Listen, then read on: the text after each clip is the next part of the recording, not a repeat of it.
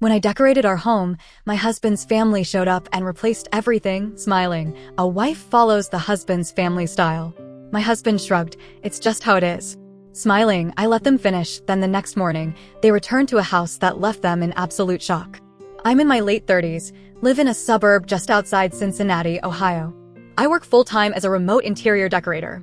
I've been married to Roy, not his real name, for 5 years. Roy's family is the kind of family that believes tradition matters more than common sense. They do things one way, their way, and they expect everyone to fall in line. I didn't grow up like that, so from the start, I knew we'd clash. I just didn't expect it to happen like this. About 2 years ago, Roy and I bought a house together. Or that's what he likes to say. In reality, I paid the down payment. My name is the only name on the deed. That's important, and we'll come back to that later. We moved into a modest but beautiful 3-bedroom house. Real hardwood floors, big backyard, clean lines. I saw potential. I knew I could turn it into something beautiful. Roy didn't care much about the look of the house. He always said, "You're the design expert. Do what you want." And that's exactly what I did. For the next several months, I poured every bit of my time and energy into making that house feel like home. I didn't throw money around recklessly. I made mood boards, sketched out layouts, did some DIY projects, and sourced a lot of things secondhand and vintage. It was warm, clean, modern, cozy. It finally felt like ours, or at least mine, in the sense that I had finally built the environment I wanted to live in. And then his family came over. It was a Sunday afternoon in September. Roy told me his family wanted to come by and see the house. He said they'd only be there for a couple of hours. Cool. I baked some muffins, brewed coffee, set out some cheese and crackers. I even lit a candle. At 1 p.m., the whole family pulled up, his parents, his 2 sisters, and a cousin. I opened the door, expecting smiles and compliments. Instead, I got Delia, his mother. Oh, this is very modern. Tess, his sister. It doesn't feel like a family home. Ed, his father, grunts and looks at the wall. I thought it was just the usual passive-aggressive stuff they always did.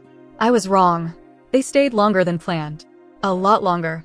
Around 3:30 p.m., I was cleaning up in the kitchen when I noticed Tess and Delia whispering in the living room. 10 minutes later, Roy and his dad went out to help bring something in from the car. That something turned out to be 3 giant boxes. Then a rolled-up rug. Then another painting. Then a new curtain rod.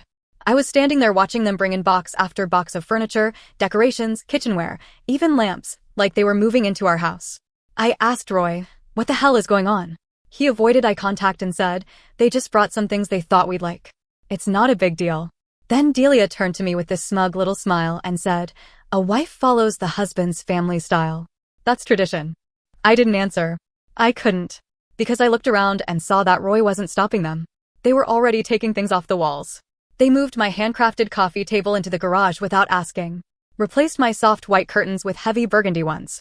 They literally unscrewed my light fixture and replaced it with a brass one Delia had in storage. They shoved all my handmade vases, bowls, and ceramic decor into boxes and put up framed Bible quotes, fake flowers, and oil paintings that looked like they were stolen from a church basement. I kept looking at Roy, thinking he'd say something. He didn't. When I finally confronted him, he just said, "It's just how it is. They're trying to help." No, they weren't helping. They were taking over. But I said nothing. Not yet. I sat quietly on the couch for the next 2 hours, watching them redecorate my house like I didn't even live there. They acted like I was invisible. Delia kept giving directions like she was the general of a design army. Molly was hanging religious wall art while talking about energy flow. Tess took down my handmade curtains and folded them like they were trash. No one asked permission. No one cared what I thought. Roy just stood there, watching sports on his phone, occasionally helping them lift things. By 7 p.m., the house looked like a retirement home. Heavy colors, mismatched furniture, fake ivy vines draped over the door frames, and 3 massive paintings of Jesus on the walls. My house didn't feel like home anymore. It felt like someone else's storage unit. After they left, I didn't yell. I didn't cry. I just walked into our bedroom, sat on the edge of the bed, and stared at the wall. Roy walked in and said, "Don't be mad. You know how my family is." That sentence broke something in me. I asked him, "Do you like what they did?" He shrugged. "I mean, I don't really care. It's just stuff." I said nothing. I turned off the lamp and went to sleep. But I didn't sleep. I stayed awake all night, staring at the ceiling, planning. I knew one thing for sure. They were going to keep coming. They would keep bringing more of their style, and Roy wouldn't stop them. I had two options: fight them now and look crazy and emotional, or let them finish and end it all in one clean sweep. I picked the second one. First, I went online and rented a large storage unit a few towns over. Then, I texted my friend Theo, who owns a moving and junk haul service. Years ago, I helped him design his office for free. He still owed me. I told him I needed everything in the house removed quickly and quietly, and not just taken away. I wanted my things returned and their things gone. Donated. Discarded. Destroyed. Didn't care. We set a time for late Friday night. Meanwhile, I smiled and nodded at every new gift they brought during the week. I acted grateful. I even made cookies. Tess brought over a grandfather clock. I said, "Wow, that's lovely." Delia suggested redoing the kitchen cabinets in oak. I said, "Maybe next month." They had no idea. Not one clue. Friday came faster than I expected. By then, the house looked even worse. Delia had replaced our modern kitchen stools with these massive carved wooden chairs that didn't fit under the counter. Molly brought in this huge floral love seat that reeked of lavender-scented old lady perfume. Tess added a giant cross above the TV. Even the doormat got swapped out with one that read, "Bless this mess." They weren't joking. And Roy? Still silent. Still useless. Every time I brought it up, he'd say, "Don't overreact. It's not worth a fight." It was worth a fight. But not the kind he was expecting. At 11:30 p.m., Theo showed up with 3 guys and 2 trucks. They worked fast, quiet, professional. By 1:45 a.m., everything his family had brought in was gone. I didn't even want to see it anymore. Some of it went straight into Theo's donation pile. Some to trash. I didn't ask. I didn't care. By 2:30 a.m., my home was back. My couch, my shelves, my lighting, my handmade ceramic bowls. The bamboo light fixture I installed with my own hands. I stood in the middle of the living room, barefoot, staring at it all. It felt like I could breathe again. But the next part? That's when things started to unravel. They showed up around 10 a.m. Roy had told them to come by and help finish the rest of the house. I was sitting on the couch, sipping coffee, dressed in black, watching the clock. I heard them pull up. Heard their footsteps on the porch. Doorbell rang. I didn't move. I just waited for Roy to open the door and let them in, like always. The moment they walked in, I saw Delia freeze. Her eyes swept the room, back and forth, faster and faster. Tess's mouth dropped open. Molly whispered, "What the hell?" Ed actually spoke for once. "Where's the stuff?" I didn't say anything. Delia looked around wide-eyed. "What? Where's everything we brought?" I took a slow sip of coffee and said, "Gone. All of it." Roy looked around like he was seeing the room for the first time. Then looked at me. You took it all out?" I stared at him and said nothing. Delia walked right up to me, hands shaking. "You can't just throw out our things." "Sure I can," I said, calmly. "None of it belonged here. They were gifts. I didn't ask for them. They were part of the family. This isn't the family's house." Then I stood up, walked to the kitchen counter, and held up a folder. "This is the deed. This house is in my name. Not yours. Not Roy's. Not the family's. You all walked in and acted like you owned it. You don't." Delia turned red. Not just embarrassed, furious. "You ungrateful little..." Roy cut her off. "Mom, calm down." That surprised me. First time he spoke against them. But then he turned to me and said, "You should have told me you were planning this." I stared at him. "Why would I? You didn't listen the first 10 times. After that, the room turned to ice. Delia looked me up and down like I was a stranger. Tess was whispering to Molly like I couldn't hear her. "You knew she was always going to do this. She's not family." Then Delia dropped the real bomb. "You want a husband, you follow his family. That's how marriage works. You've been disrespectful since day one. You think you can play decorator, but you're just temporary. This house is temporary. You're temporary." I looked at Roy. He didn't even blink. Just rubbed his temple and said, "Can everyone just chill?" That's when I snapped. I turned to him and said, "Tell them the truth. Tell them how much you paid toward this house. Go ahead." Silence. Delia narrowed her eyes. "What's she talking about?" I didn't wait for him to answer. I pulled out the bank documents, laid them on the table. This house was bought with my money. My inheritance. Roy's name is nowhere on the title, the mortgage, the insurance, nothing. He was unemployed when we bought it. He didn't put in a dime. I turned to Roy again. "You gonna correct me?" He didn't. He couldn't. Delia looked like she swallowed a lemon. You let her buy the house alone?" Roy looked down. "She had the money. It made sense." Delia shook her head. "You've embarrassed our whole family." She grabbed her purse and walked out. Tess and Molly followed, whispering the whole way. Ed just nodded at me like he finally respected me or feared me. Not sure which. Roy stood by the door, watching them leave. He didn't say a word. That night, Roy slept on the couch. He said he needed space. Fine by me. Next morning, I woke up early and went to the garage. Something felt off. I opened the door and saw one of the boxes. I packed my box, clearly labeled with my handwriting, open. Inside, things were missing. A few of my ceramics. A framed print. A lamp. The brass watering can I loved. I checked the storage room. 2 more boxes had been opened. One was completely gone. I ran back inside and asked Roy if he moved anything. He looked at me with wide eyes. No. What are you talking about? I said, don't lie. Someone took stuff from the garage. His jaw clenched. I didn't do it. I said, then who did? He looked down. And that's when I knew. After I realized some of my things were missing, I started checking every inch of the garage and basement. Not just for missing stuff, but for signs someone had been sneaking around. Sure enough, behind the water heater, tucked under an old drop cloth, I found the empty box. The tape was sliced clean across. The label I'd written, living room, fragile, was torn halfway off like someone tried to remove it in a hurry. Inside? Nothing. Gone.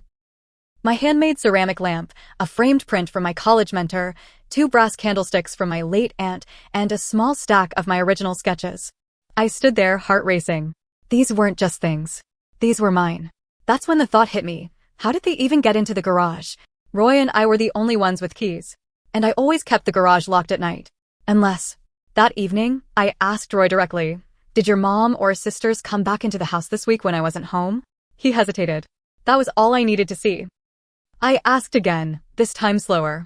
Did they come inside while I was out running errands? Roy finally admitted it. Okay, yeah. I gave Tess the spare key. But it was just to grab the pie dish she brought over. That's all. I couldn't believe what I was hearing. He gave his sister the key to my house without asking me. I walked away. Didn't yell. Didn't scream. I just walked straight to the lockbox in the laundry room, took out the backup key set, and started changing every single lock. Front door. Back door. Garage. Even the storage room. Roy came out and watched me do it. You're seriously changing the locks? Yes. You're overreacting. No. I'm reacting. For the first time.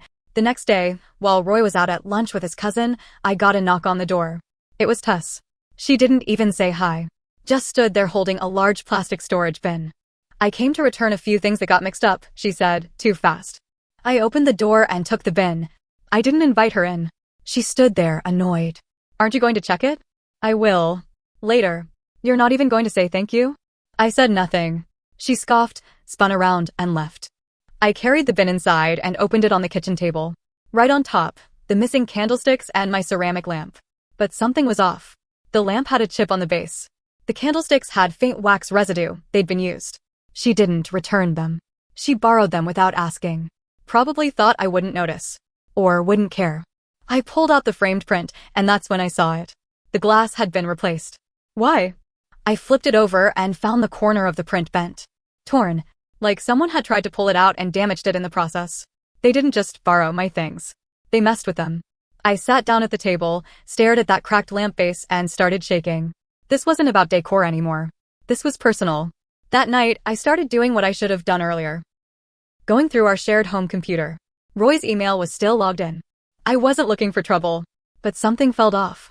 In his drafts folder, I found something that made my stomach drop. It was a partially written email to Tess. Mom says she still has that cabinet from Grandma's place. If you guys want to swap it in next week, just do it before she gets back from yoga. She won't notice if it's done fast. She won't notice. Me. They were making plans.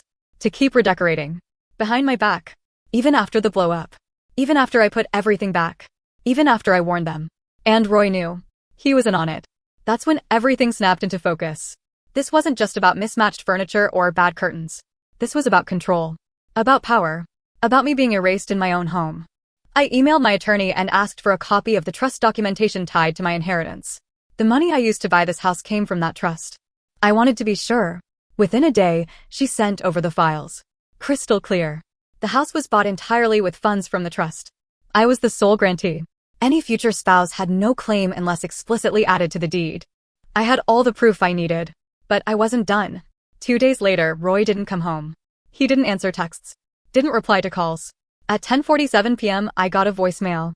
It was Tess. Hey, Roy is staying here for a while. He needs space from all this toxic energy you're bringing. When you're ready to talk like an adult, we'll consider setting boundaries that make sense for everyone. She ended it with a tone that made my skin crawl. They really thought they won. They thought they'd chase me out of my own home.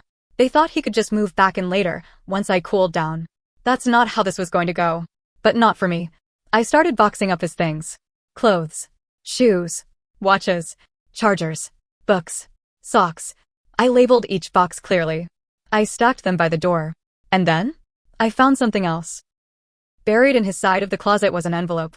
Inside were 2 receipts, both from a local storage rental facility. Dates matched the week before Delia and her daughters first visited. They'd been planning this for weeks.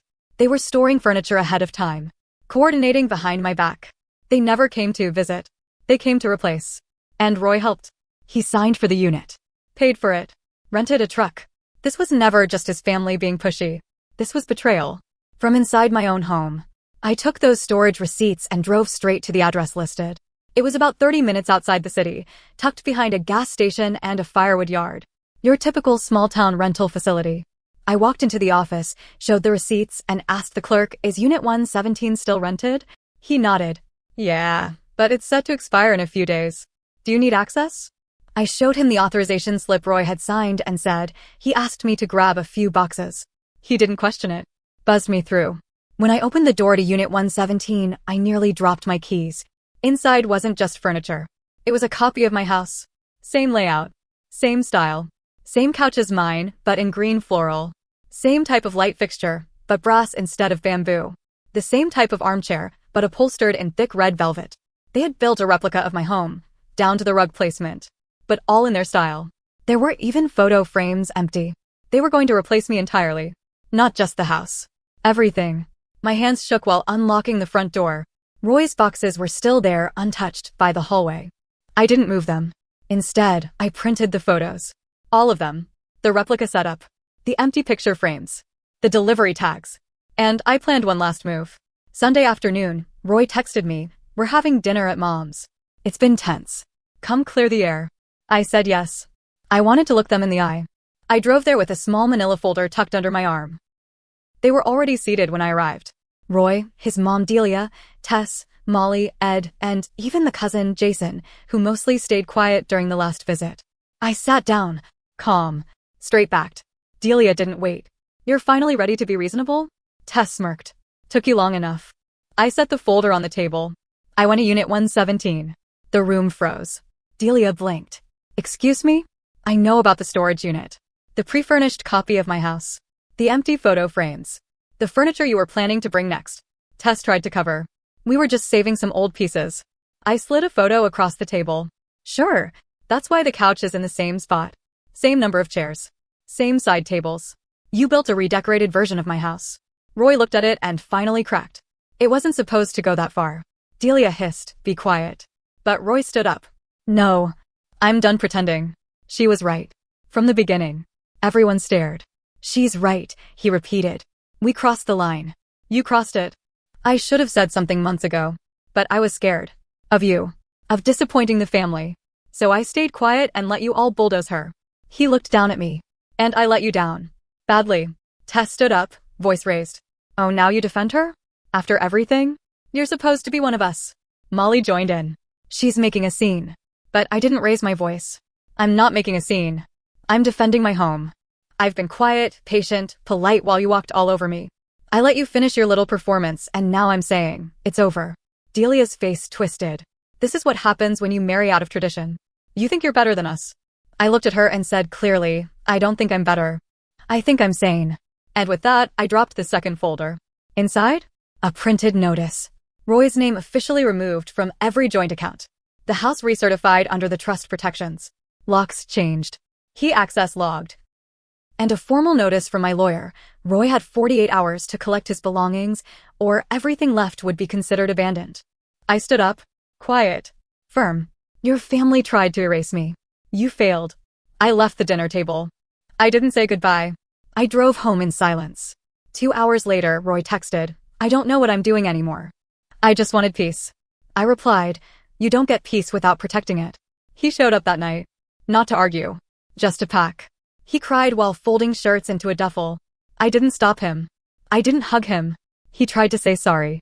I nodded. Okay. Delia never reached out again. Tested once to accuse me of poisoning Roy. I didn't respond. But guess who did? Jason, the cousin. He messaged me days later. You handled that with more grace than I've ever seen. If you ever need backup, I'm around. It's been 6 months. The house is quiet now. Peaceful. The kind of peace that hums in your bones. There's a new plant in the entryway. My ceramic lamp, now repaired, glows softly beside it. People say revenge is loud. But mine was silent. Clean. Sharp. They tried to decorate over me. Instead, I removed them. I lost a marriage, but found something bigger, a home that no one gets to steal from me again.